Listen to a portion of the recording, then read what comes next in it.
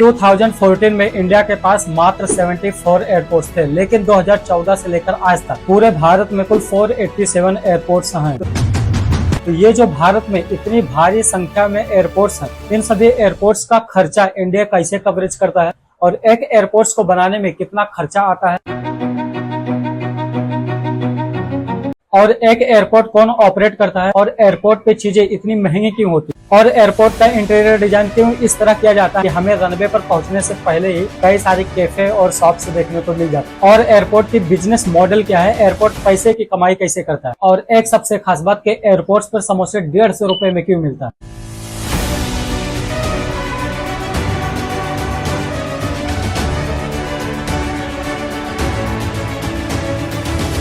तो एक एयरपोर्ट्स को बनाने में कितना बजट आ सकता है, ये एक पार्टिकुलर लोकेशन पर डिपेंड करता है। जैसे आपका ये नोएडा का जेवर इंटरनेशनल एयरपोर्ट, जब इसकी नींव रखी गई थी 2021 में, तो 2000 करोड़ रुपए का ऐलान किया गया था, लेकिन इसका बजट अभी 30,000 करोड़ प्लस आ सकता है। और जेवर इंटरनेशनल एयरपोर्ट्स को लेकर हमारे उत्तर प्रदेश में 5 इंटरनेशनल एयरपोर्ट्स हो चुके हैं। वहीं यूपी का अयोध्या एयरपोर्ट भारत का सबसे बड़ा एयरपोर्ट है और दुनिया का चौथा सबसे बड़ा एयरपोर्ट है। तो एक एयरपोर्ट्स को बनाने में यहाँ पे हम कंफर्म नहीं बोल सकते कि इतना बजट लग सकता है, क्योंकि एयरपोर्ट्स बनाने में बहुत सारी चीजें डिपेंड करती हैं, जैसे लोकेशन, साइज, फैसिलिटीज। देखिए, जब नवी मुंबई एयरपोर्ट्स की बनाने की बात की गई थी तो इसकी कॉस्टिंग आ रही थी 16,000 करोड़, लेकिन 2021 आते आते इसकी कॉस्टिंग हो गई 25,000 करोड़। तो एयरपोर्ट्स बनाने में ऑलमोस्ट 30 to 40,000 करोड़ लगता है, जो कि ये अमाउंट एक प्राइवेट आदमी के लिए बहुत मुश्किल होता है। इसके लिए इंडिया में एयरपोर्ट्स को गवर्नमेंट ऑफ इंडिया बनाती है। हालांकि कुछ केसेस में एयरपोर्ट्स को बनाने के लिए पब्लिक प्राइवेट पार्टनरशिप यानी कि पीपीपी एक मॉडल भी लाई थी। इसमें क्या होता है, प्राइवेट कंपनी और गवर्नमेंट दोनों मिलकर एयरपोर्ट्स बनाती है और इस एयरपोर्ट्स का जो ऑनर रहता है वो गवर्नमेंट रहती है और जो ऑपरेशन करता है वो प्राइवेट कंपनी रहती है। अब जैसे दिल्ली के आईजीआई एयरपोर्ट्स की बात करें, यह भारत का सबसे बिजी एयरपोर्ट्स माना जाता है। यहाँ हर दिन हजारों फ्लाइट्स आती जाती है और इससे एयरलाइंस को अच्छी मोटी कमाई होती है। Statista.com एक रिपोर्ट के मुताबिक यह एयरपोर्ट 2023 में 4200 करोड़ रुपए की कमाई करी थी, लेकिन ये एयरपोर्ट का मालिकाना हक अथॉरिटी ऑफ इंडिया के पास है। अब इस एयरपोर्ट की जो मालिकाना हक है वो अथॉरिटी ऑफ इंडिया के पास है, लेकिन AAI ने इसकी हिस्सेदारी कई लोगों में बांट दी है। AAI ने डायल नाम का एक कंसोर्टियम तैयार किया है जो IGI का ऑपरेटर। डायल के मुताबिक एयरपोर्ट्स की सबसे ज्यादा हिस्सेदारी GMR के पास है। GMR के पास 50% हिस्सेदारी, वहीं फ्रैंकफर्ट AG के पास 10 और मलेशिया एयरपोर्ट्स के पास 10% हिस्सेदारी है। इसके अलावा इंडिया डेवलपमेंट फंड के पास 3.9% है और AAI के पास 26% हिस्सेदारी है। DIAL मतलब Delhi international airport limited Indira Gandhi international airport का ऑपरेटर। टर्मिनल 1 का मालिकाना हक GMR ग्रुप के पास। टर्मिनल 1 डोमेस्टिक एयरपोर्ट और वहीं IGI एयरपोर्ट में 3 टर्मिनल है, T1, T2, T3 और JMR के मालिक JM राव है। और ऐसा नहीं है कि एयरपोर्ट्स एक बार बन गया तो फिर पैसा खर्चा करने की जरूरत नहीं है। एयरपोर्ट्स को चलाने के लिए भी पैसा खर्चा करना पड़ता है, जैसे एम्प्लॉय की सैलरी, एयरपोर्ट इंफ्रास्ट्रक्चर, रनवे को मेंटेन करना, कुछ रिपेयर करना हुआ, एयरपोर्ट्स की सिक्योरिटी और सेफ्टी प्रोवाइड करने का खर्चा होता है, एयर ट्रैफिक कंट्रोल ऑपरेशन का खर्चा, मार्केटिंग, एडवर्टाइजिंग और मैनेजमेंट एक्सपेंसेस, इन सब में करोड़ों रुपए खर्चा होता है। तो इंडिया के अंदर जितने भी एयरपोर्ट्स हैं उनको AAI यानी कि अथॉरिटी एयरपोर्ट्स ऑफ इंडिया संभालती है। तो एयरपोर्ट्स को AAI को भी खर्चे देने पड़ते हैं। तो दिल्ली एयरपोर्ट्स की बात करें तो 2023 की रिपोर्ट के अनुसार 4200 करोड़ की कमाई की, जिसमें से 3100 करोड़ का खर्चा आया। तो total profit minus spending, total expensive जितना आएगा उतना प्रॉफिट हुआ। ऑलमोस्ट 1300 करोड़ रुपए का सीधा प्रॉफिट होता है। एयरपोर्ट्स की संपत्ति में एक जहाज को उतरने के लिए प्रति विमान कुछ पेमेंट्स भी पे करने पड़ते हैं। मतलब सीधा सा एक जहाज को लैंडिंग शुल्क भी देना पड़ता है और लैंडिंग शुल्क का जो पेमेंट डिसाइड होता है वो फ्लाइट कितनी वजन है, कितना भारी में है, उसके आधार पर उस लैंडिंग विमान का शुल्क लिया जाता है। पैसेंजर से सेवा शुल्क में एक उड़ान में उपयोग की जाने वाली सुविधाएं जैसे पानी, भोजन, वाईफाई और 100 के लिए प्रति पैसेंजर्स को पे करने पड़ते हैं। और इसका पेमेंट आपसे कब लिया जाता है, जब आप टिकट बुक करते हैं तो उसी समय आपसे ले लिया जाता है। तो आप एयरपोर्ट्स पे जब भी जाओगे आपको सारी चीजें महंगे ही लगेगी, क्योंकि एयरपोर्ट एक खुद बहुत ही महंगा होता है, क्योंकि एयरपोर्ट्स पर एडवांस लेवल टेक्नोलॉजी का उपयोग करते हैं। एयरपोर्ट्स जो है वो 2 तरीकों से पैसा कमाता है, एक एरोनॉटिकल रेवेन्यू, दूसरा non aeronautical revenue. Airlines aircraft तो अपना ले लिया, लेकिन एयरपोर्ट उनका नहीं है।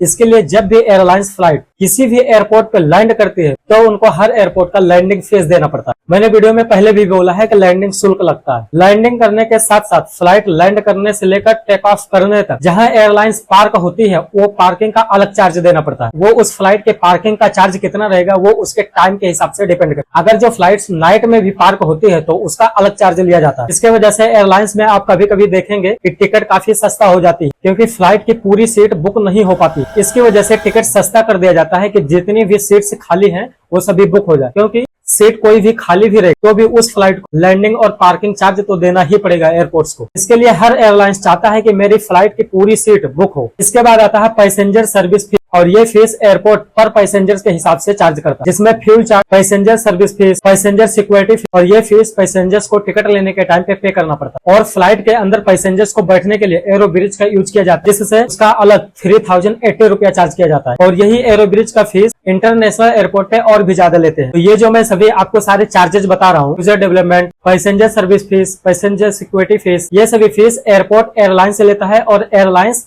आपसे लेता है। एयरलाइन से सबसे ज्यादा पैसा कमाता है जो पैसेंजर्स सबसे ज्यादा लंबा ट्रैवल करता है, और या फिर बिजनेस क्लास से। बिजनेस क्लास पूरे इकोनॉमी का खर्चा अकेले ही निकाल लेता है। इसके लिए बिजनेस क्लास की कोच में बहुत फैसिलिटी होती है। और फिर कभी एयरलाइंस ये नहीं देखता है कि बिजनेस क्लास की सीट पे इकोनॉमी बंदा बैठा है या फिर बिजनेस क्लास वाला। बिजनेस क्लास सेम चार्ज लेता है, चाहे सीट खाली हो चाहे छोटा सा बच्चा बैठा। बिजनेस क्लास पर सीट का फुल चार्ज लेता है। अब आता है आपका नॉन एरोनॉटिकल रेवेन्यू। इस केस में एयरपोर्ट आपसे पैसे कैसे कमाता है? जब भी आप फ्लाइट के ट्रैवल करने जाते हैं, फिर एयरपोर्ट पे आपको कई सारे कैफे की दुकान, होटल, रेस्टोरेंट, शॉप्स, और डिफरेंट कई सारे शॉप्स एयरपोर्ट पर मिल जाएंगे। तो एयरपोर्ट इन सभी शॉप्स से भी रेंट लेता है या फिर इनकी कमाई का 2-4% लेता है। तो एयरपोर्ट आपसे इनडायरेक्ट पार्किंग और रेंट के जरिए कमाता ही है। उसके बाद एयरपोर्ट अपने बाहर की जमीन बचा के रखता है और सही समय आने पर उसका यूज करता है। जैसे एयरपोर्ट्स के पास बाहर की जमीन है तो वो बड़े रेस्टोरेंट को दे देगा, और जब भी आप एयरपोर्ट पर जाते हैं तो सबसे पहले बाहर आपको एडवर्टाइजिंग के LCD लगे हुए मिल जाएंगे। ये भी एडवर्टाइजिंग वाले एयरपोर्ट को सेल करते हैं। इसके जरिए से भी एयरपोर्ट इनडायरेक्ट में कमाता है। अब ये सब होने के बाद जब आप एयरपोर्ट के अंदर एंटर करेंगे तो आपको ऐसा फील होगा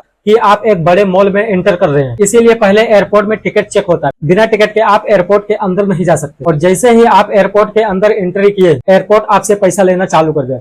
20 रुपए का पानी सीधा आपको 100 रुपए में मिलेगा, और यही कारण है कि 20 रुपए का समोसा सीधा 150 रुपीज में मिलता है। और अगर जो आप सिर्फ नाश्ता करने के लिए सोच ले तो बात हजारों में हो जाएगी। आप एयरपोर्ट पे जितना ज्यादा टाइम दोगे उतना ज्यादा एयरपोर्ट आपसे पैसा खींचता रहेगा। और इसी की वजह से पैसेंजर्स टिकट के टाइम से 2 घंटा पहले पहुंचते हैं। उनको ये डाउट रहता है कि कहीं टाइम पे न पहुंच पाओ, फ्लाइट मिस ना हो जाए। अगर आप एयरपोर्ट पे कभी गए होंगे तो आप ये ध्यान दे होंगे कि एयरपोर्ट का इंटीरियर डिजाइन कुछ इस तरह से किया जाता है कि रनवे तक पहुंचने के लिए दुकान के बीच में से रास्ता बनाया जाता है। अच्छा, जब आप फ्लाइट के ट्रैवल करने जा रहे हैं तो किसी से पूछना, अपने यार दोस्त से पूछना कि कितना घंटे पहले एयरपोर्ट पे पहुंचना चाहिए। तो कोई 2 घंटा बोलेगा, कोई 2-2.5 घंटा बोलेगा। और अगर इंटरनेशनल एयरपोर्ट है तो और टाइम बताएगा। अभी मेरा 19 नवंबर को इंटरनेशनल एयरपोर्ट से टिकट था। इंडिगो की टीम सुबह से 3 बार मैसेज कर चुका है कि इंटरनेशनल एयरपोर्ट पे 3 घंटा पहले पहुंचो। तो मेरा तो पूरा प्लानिंग हो गया है। 8 बजे की फ्लाइट है, 5:30 बजे निकलना है। तो एयरपोर्ट्स को अपने पैसा बनाने के बहुत सारे तरीके हैं, और यही कारण है कि प्राइवेट कंपनियां लोन ले लेकर एयरपोर्ट बनाती हैं। एयरपोर्ट्स बनाने में हजारों करोड़ प्लस लगते हैं, लेकिन एयरपोर्ट से प्रॉफिट उनका बहुत होता है। कोविड का टाइम छोड़कर बाकी किसी भी सीजन एयरपोर्ट्स कभी भी लॉस में नहीं जाता।